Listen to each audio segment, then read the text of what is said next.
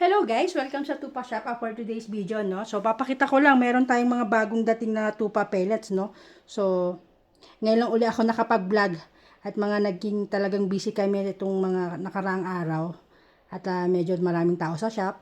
So, ngayon lang ako nagka-oras para i-promote itong aming tupa pellets, no? So, ito yung unang mga nilabas namin na QL.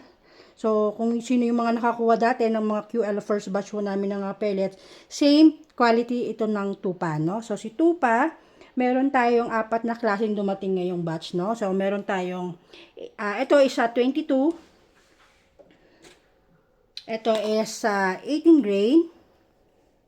So, ito the last one, ng caliber 22, meron tayong 25 grain, no? So, kung sinong gusto kong order nito, meron akong nakapost nito sa Lazada. So, check nyo na lang. Kaya na syempre mas mataas ang presyo doon dahil may cut pa si Lazada, no? So, end stock, meron din. Mas konti lang yung cut. Mas mahal ko kay Lazada eh.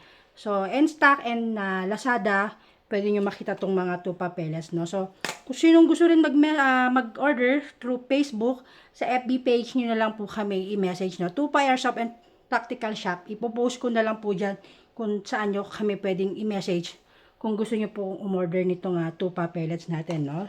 So, si tupa pellets, ang quality nito, same sila ni JTS, kung sino yung mga nakakakilala kay JTS, same quality, same manufacturer po ni sila nito, tupa pellets po natin, no? So mas, kumbaga same sila ng pinaggalingan ng factory, no? So, sa pagdating sa atin, tupa na po, okay? So, yun.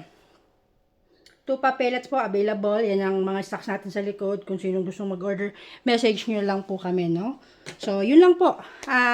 Ano pa ba? So, kung sino po yung mga gustong magpa-full payment po sa ating mga nakapag-reserve ng mga PCP units, pwede nyo hong i-message na yan para po maasikaso at ma-priority ho kung sino yung mga unang papadalhan natin, no? So, i-adlib ko lang po yan para pwede na ho kayo mag-full payment. Included po yung shipping para isahang kwentahan na lang po. Message nyo lang po si Dayan sa aming FB page, Tupa Airsoft pa, no? So, yun lang po.